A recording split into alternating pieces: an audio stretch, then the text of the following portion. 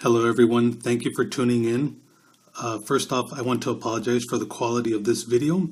I wanted to upload this as this topic is still hot. I don't have video editing software, so at this time this is the best that I can do. Thank you.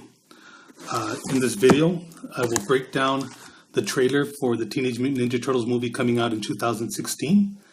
I recommend you watch the trailer first. I have some theories, and I will show you source material. Most important, I have what might be a plausible plot twist. So, slight possible spoiler.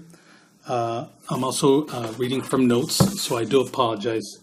So I'm going to start the trailer, and I'll go ahead and just kind of talk through it a little bit. I'll try to pause wherever I can.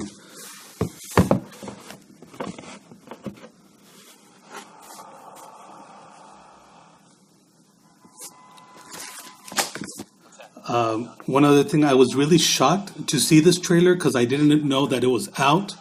I was actually trying to watch another video, and this popped up as the advertisement, so I was very, very surprised. So obviously, I'll try to go back a little bit, but Donatello, he has a new bow staff right there. Well, you can't see it anymore, but it has like an electrical upgrade component. Obviously, the Ninja Turtles have a new ride, of course. I don't have to say that, but they do. Now here, it seems like the Foot Clan is hijacking something, obviously. Possibly Mutagen or Ooze. And obviously, since we know that Bebop and Rocksteady are created, I don't think the Turtles are successful. Foiling their attempt, if that's what's happening here. I'm sure that's what it is, and it's possibly at the beginning of the movie, of course. I'm going to pause a little bit here.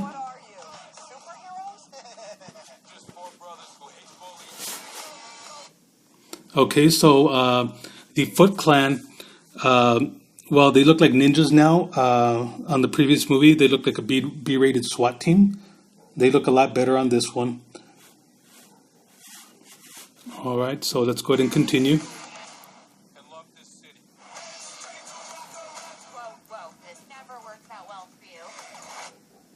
Okay, so obviously we have Casey Jones in the movie now. Okay, I honestly don't like who they picked to play Casey Jones, and I don't like the fact that he doesn't have long hair. I think this is the only Casey Jones that doesn't have long hair, but I really don't like the actor that they picked. He seems a little bit too cheeky, kind of like Andrew Garfield on the first Amazing Spider-Man. I didn't like Andrew Garfield on the first Amazing Spider-Man, but I liked him on the second one.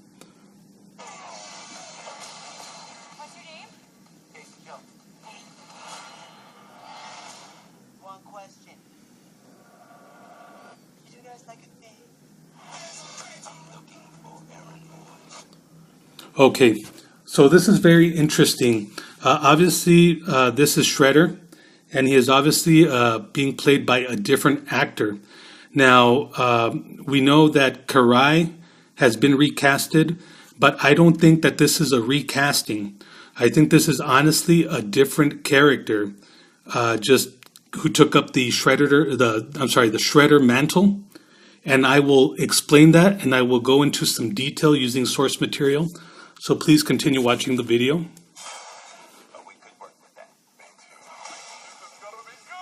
Okay, so I'm sorry that I'm not able to pause it, but I'm sure you've seen the trailer, and I recommend to watch the trailer again, after my analysis. But on the lab coat, I'll try to bring it back. That's obviously Tyler Perry playing Baxter Stockman. Okay, and if you look on this part right here, when you get a little bit closer, when you analyze the trailer itself, maybe not mine, but it says TCRI. And a lot of people think that that's a nod to the second movie from the original Ninja Turtles trilogy, and it's not. On the Ninja Turtle movies, it's TGRI. TCRI is actually from the comic books in the 80s. Okay, that's where TCRI comes. And there's not that much of a difference. TCRI, it stands for Techno Cosmic Research Institute. TGRI stands for Techno Global Research Institute. So it's just the difference of from one to the other is the word cosmic and the word global. I'm guessing that when you say cosmic, you're kind of hinting that there's an alien influence, which to me, in this case, kind of points to Krang. Now, in the original comic book, Tyler Perry did not work for TCRI, but I'll go and explain a little bit what TCRI is a little bit after the trailer, if it plays. Okay, also another thing, obviously April is always at the right place at the right time somehow. But another thing that I want to mention is that a lot of people are thinking that we're going to get to see Baxter Stockman as the mutant, the half man, half mutant fly that we've seen from the original cartoon series. To me, that's not the case because that, to me, is the only time that Baxter was actually played by a Caucasian. Any other time that he's been portrayed as African descent, like in this case. And when they go that route, he's normally he specializes in robotics, and through experimentation and stuff, he becomes like a giant robot. And we all know that Michael Bay is, he is very familiar, and he much likes large robots. Okay, so anyways, the whole thing about Baxter's transformation, I don't think that we're going to actually see it in this film, but I do feel like we will get a hint of it, for the next movie. Let me go ahead and just go over some notes and see if there's anything else that I'm missing here. But then again, he is dealing with mutagens, so who knows? So maybe he might be the fly, but I think more than likely he's going to be Baxter the cyborg, as a nod to the original comic, just like TCRI is a nod to the original comic and not the cartoon series like Rocksteady and Bebop are.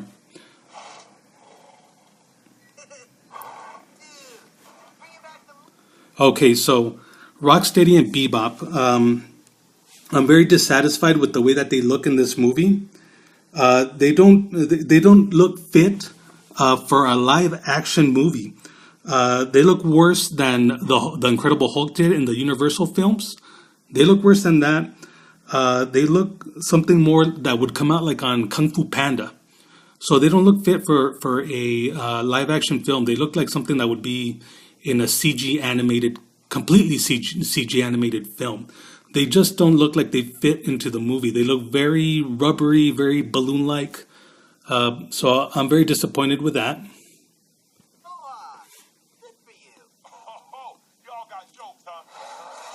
Just the way they move, they don't look like they're real. At least the Ninja Turtles look like they're somewhat real. And that charging, there's Casey Jones on roller skates. One thing that I kind of wanted to point out, from the moment that Casey Jones meets April, it kind of seems like they have a connection, and you kind of feel bad for Vern from the first movie because he had a crush on her.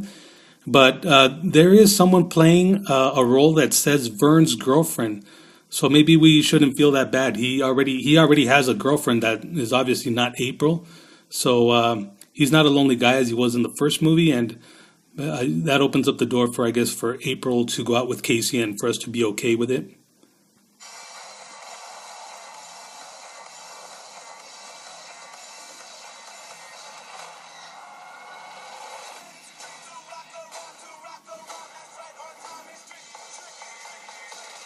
Very good. So obviously the subtitle is Out of the Shells. Out of the Shadows. So that tells me that either a villain is going to present himself, or maybe the turtles are going to expose themselves. And I have a little bit to elaborate on that also from some stuff that I saw on Internet Movie Database. Now, the next thing that I'm going to show you is some source material from some color reprints from the original comic books from the 80s. Okay, so we'll start off with this one. Okay, I'll have to move the camera to show it to you. Okay, so this is from Teenage Mutant Ninja Turtles book 2. Okay, and this collects like I don't remember exactly how many issues and which issues, but I think it collects like, let's say like from 5, 6, and 7 or something like that, but the original ones. So this one I wouldn't show off too much, but there's TCRI, okay, and there's like a little TCRI building in the background, and there's I don't know which turtle it is. I don't have time to read it, but one of the turtles is obviously having some type of memory lapse or something, because they know that it's something from their past. It's tied to the mutagen, which they were created. Kind of like the same story from the original, Ninja Turtles movie trilogy, from Ninja Turtles to the Secret of the Ooze. So that's all I got to show in this book. Okay, so the next book that I will be showing is actually from book 1. So this is obviously like their first adventure. Okay, and this is, a possible spoiler. Okay, so, stay tuned if you want to. I don't know too much about this movie, but this is a theory, and I think it's very, very plausible. Okay, so the Shredder in this movie is played by a different actor. Okay, and my theory is that he's not just a different actor. I think he's a totally different character. What I believe is the first issue, like I said, I don't remember how these collected editions are spread out, but they explain that the quarrel with the Turtles and Master Splinter and all that good stuff, it actually started with Master Splinter's master, Amato Yoshi. And in the original Ninja Turtle film, the very first one, from the original saga, the original trilogy, they explained that the whole thing with the Shredder was he was a Orokusaki and all this stuff. Well, anyways, I'm just going to get right into it. Orokusaki, the Shredder that we know and that has always been portrayed in the cartoons and the original films and what seems to be like the last movie, we know him as Orokusaki, but he had a brother, and I'm trying to show this, but I don't think I'll be able to show it. He had a brother, there it is right there. He had a brother named Oroku Nagi. Okay, Oroku Nagi. And Oroku Nagi is who Master Splinter's master, Amato Yoshi killed. Okay, so Master Splinter's master's quarrel was not with Orokusaki, it was with Oroku Nagi. And Orokusaki, Nagi's brother, there's Amato Yoshi and there's Oroku Nagi. He was 7 years old when Master Splinter's Master Yoshi killed Oroku Nagi in defense. I'm sorry, I'm trying to show this. So you see the funeral of Nagi.